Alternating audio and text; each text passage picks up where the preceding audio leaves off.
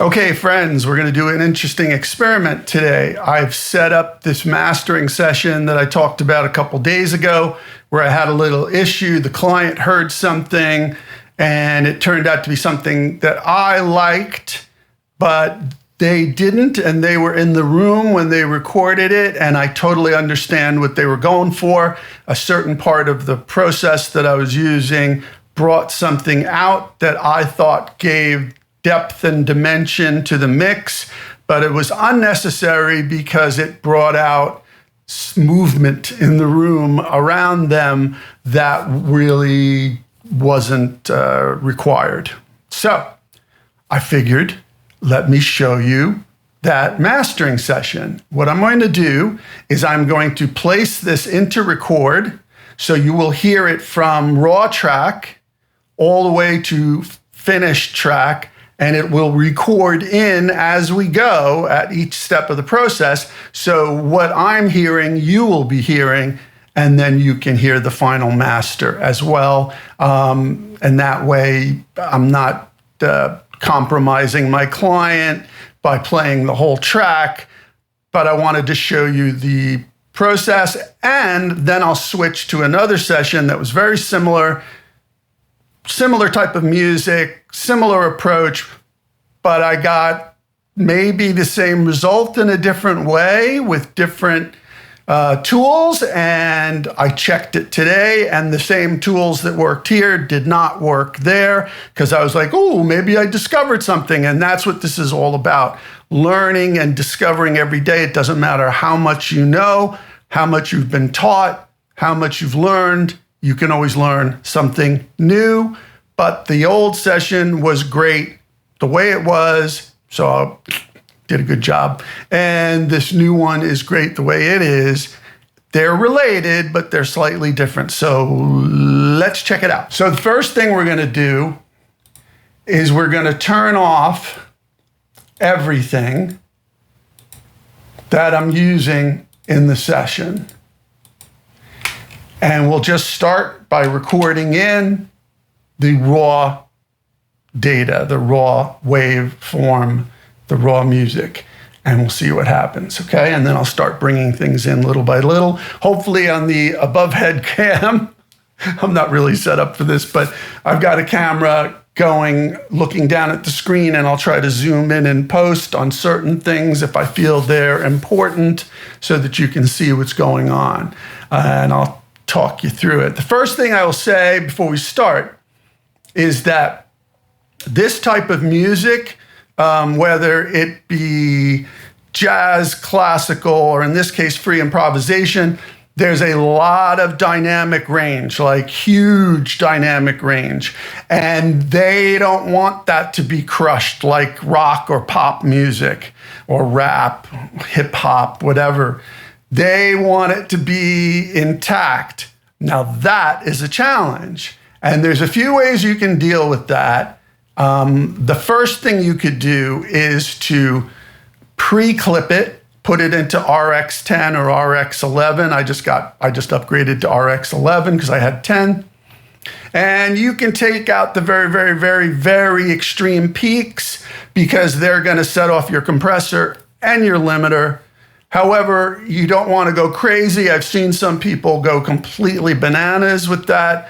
I would say, I'm just throwing a number out because you don't know until you look at it, but 2 dB would be a lot. Now, those peaks that occur that would be hard-clipped peaks, those happen maybe, it's like, if you're recording at like 48K, those samples, you're talking about 2 to 3 to 4 samples out of 48,000 a second. So it's not really that big a deal. It's important, but you're probably not going to notice it. So sometimes you can do that with this type of music. You can do that with all kinds of music, but maybe here, because you don't want the compressor and the limiter jumping all over the place, unnecessarily, that's a consideration. On this, I did end up doing that, and I think I did cut 2.3 dB, and then I used a soft clipper, et cetera, after that. On the other session I'm going to show you, I did not do that. I looked at it, I tried it, it didn't work. That's the key here. Sometimes it works, sometimes it doesn't. You got to know what you're doing, you got to be careful, got to be thoughtful, and take your time and really, really listen. So I'm going to put on my headphones and we're going to check this out, but you'll be hearing the raw music as it happens, recorded in. Okay?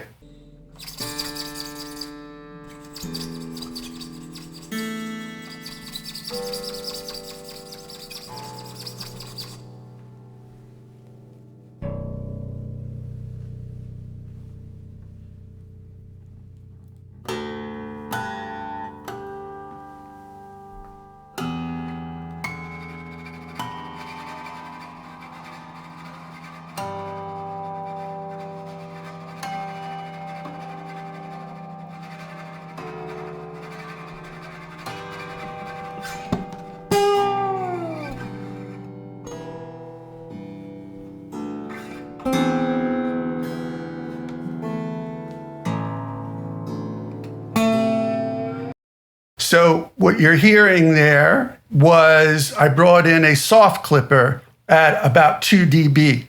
Now, you haven't seen any soft clipping happen yet because some of the more dynamic stuff hasn't occurred. When you see it come in, you'll see tiny little bits of red that will be soft clipping. What's the difference between soft clipping and hard clipping? Hard clipping is whoosh, and soft clipping, the tops are rounded. It's a little more analog, a little more musical, and it works really, really well for this type of material with a lot of type of material. So now we'll start to bring in some of the EQ elements, and you'll start to hear it getting a little bigger.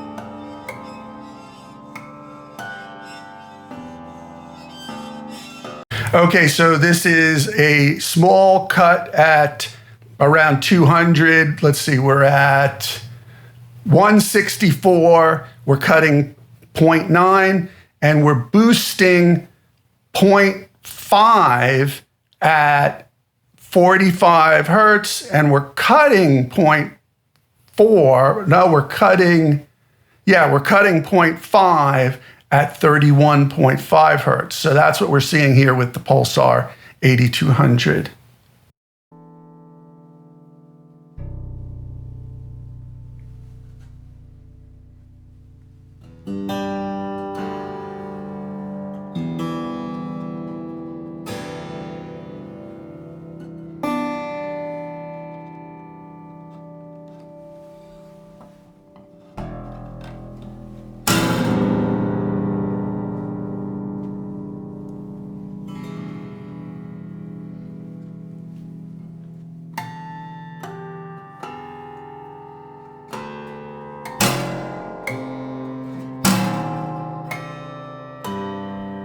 Now, for the sake of this demonstration, I'm going to turn on the limiter so that you can hear what's going on. Sometimes I turn it on earlier, sometimes I turn it on later. Usually it's sometime in the early stages to mid stages of the process. So here we go.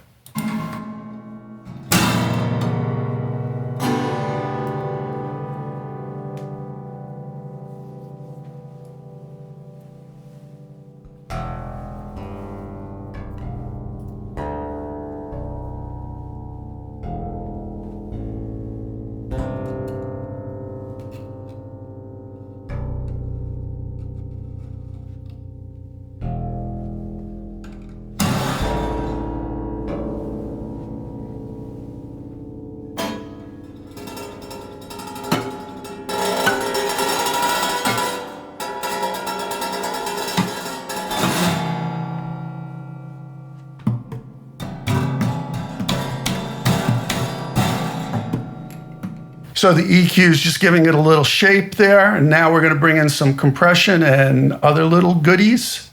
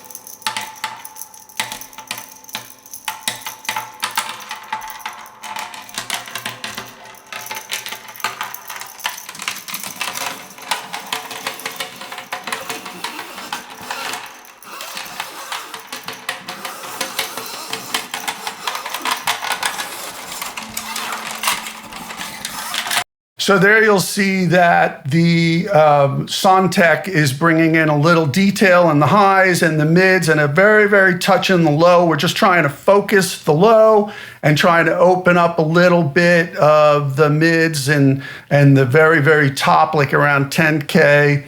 I really felt like it needed that quite a bit. And now we're getting some shape. Now we're starting to feel like, okay, this is starting to sound like a performance to me. Very, very gentle shaping. If I go back to this knife, the Kniff, the Soma Kniff, you can see how gentle some of the shaping is, you know, like half a dB here, dB here, dB here, a dB and a half. Of course, it's where and what curves you're choosing, but let's listen.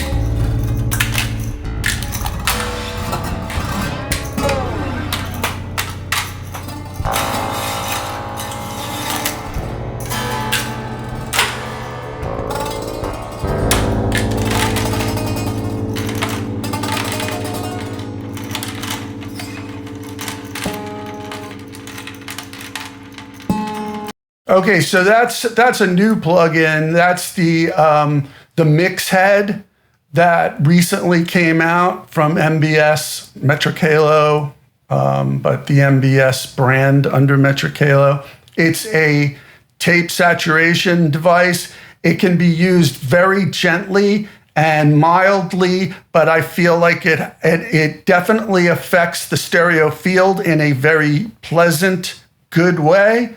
And I needed some more gain at this juncture because I can only push the initial audio channel so far. You know, we're running 32-bit float, and this is a 96K session. So I'm probably not going to peak, but at the same time, you can only push that channel so much before you're going to introduce clipping. And I'll also point out, you might have saw that the Metric Halo every once in a while goes into the red. Some plugins, that's important, and some it isn't. You have to listen to decide whether it's affecting your audio in a bad way. But the Metric Halo, it's a momentary, very, very brief momentary thing. And I've listened to it 100 times. It is not affecting it. But that's also an artifact of the channel being as hot as it can go. And if you went any hotter than that, perhaps you would hear it in your plugins. So proper gain staging is important. I've got it where I want it. And the Soundtech is not being disturbed in any way by those peaks.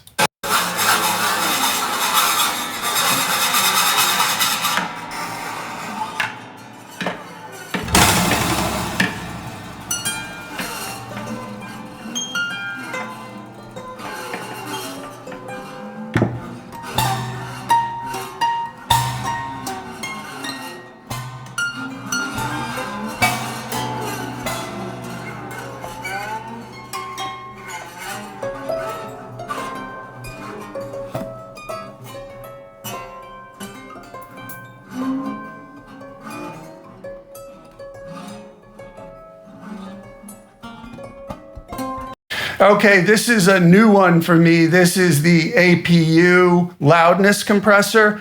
It's a very, very transparent compressor with tons of deep, intense, very detailed functions.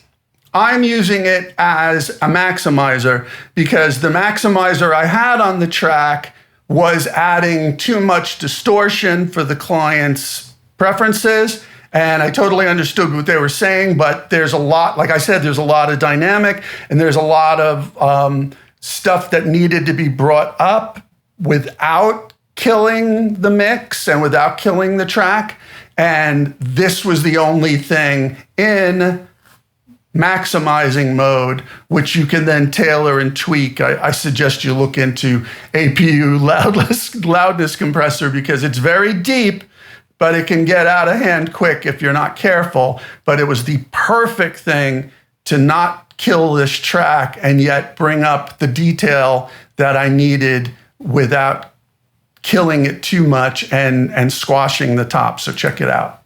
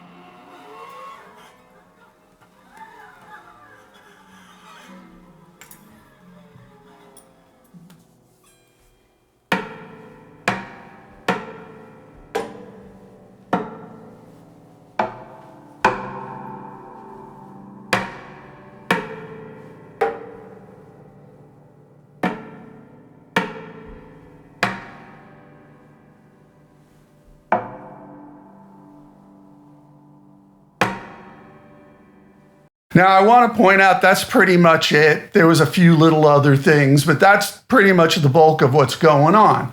But I did try a lot of other things. I tried a few different clippers. I tried all of the Acoustica clippers. I tried the Newfangled Saturate. I tried a few others. The standard clip for this particular track was the right one to use because some introduced too much low end, and low end was something we really needed to control here. There wasn't too much, but the balance affected everything else as well as the limiting.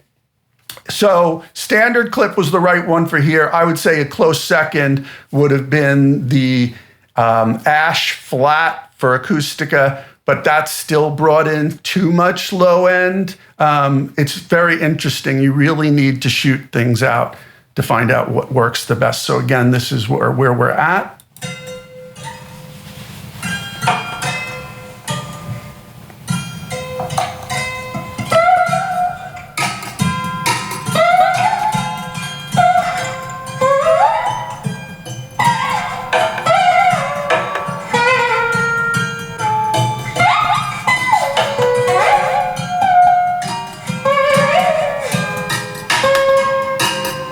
And now I'll go back to the beginning.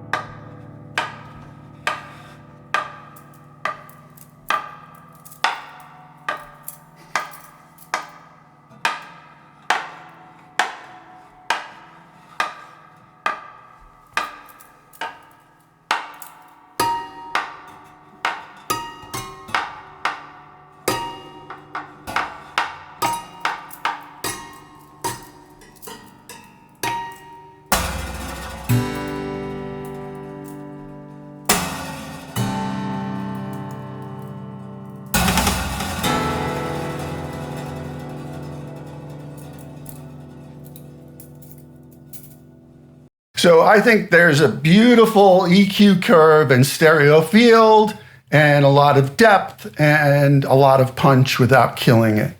Might not be your type of music, but this is really difficult to do with this style. One last word on this, why I was using a dual limiter. It's the PSP Xenon.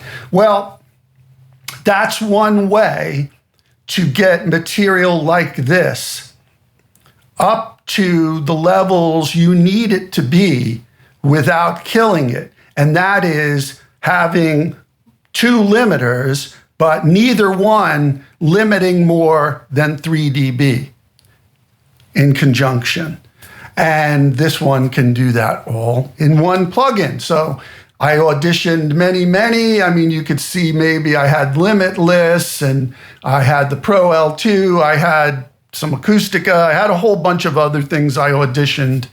This was the right tool for the job. Another example of taking your time and listening carefully and ABCDing and doing whatever you need to get there. So now I'm going to jump over to this other session to show you that, and we'll do the same thing. Oh, and by the way, that other session that I just played you, the other master, that ended up speccing out precisely. It was an hour-long piece, but precisely at minus 10 LUFS, which is really what I'm shooting for most of the time. So that was perfect, as did this one.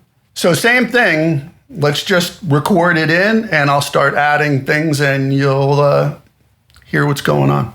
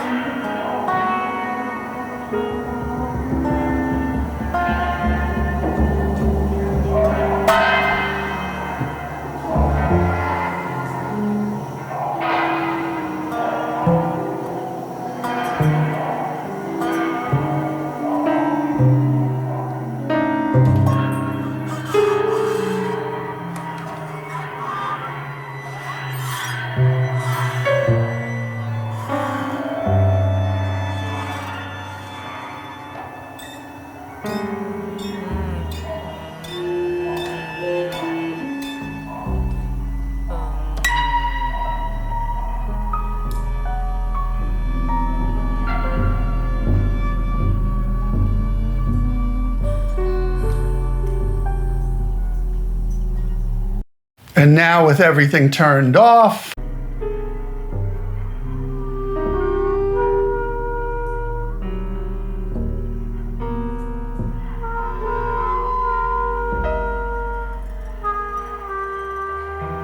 back on.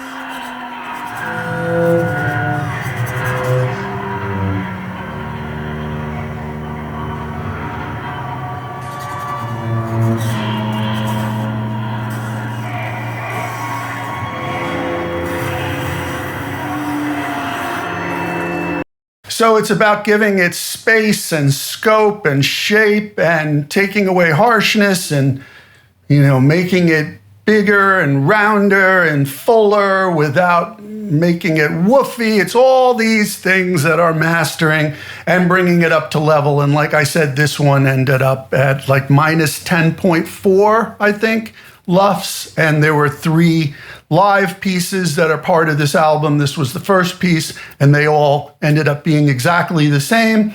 Slightly different process, some different tools, but the same result. So thought you might be interested in that. If you have any questions, let me know. If you have any questions about certain tools I'm using, by all means, ask away. Before you spend your money, ask questions. All right? All right. Thanks for watching. Catch you later.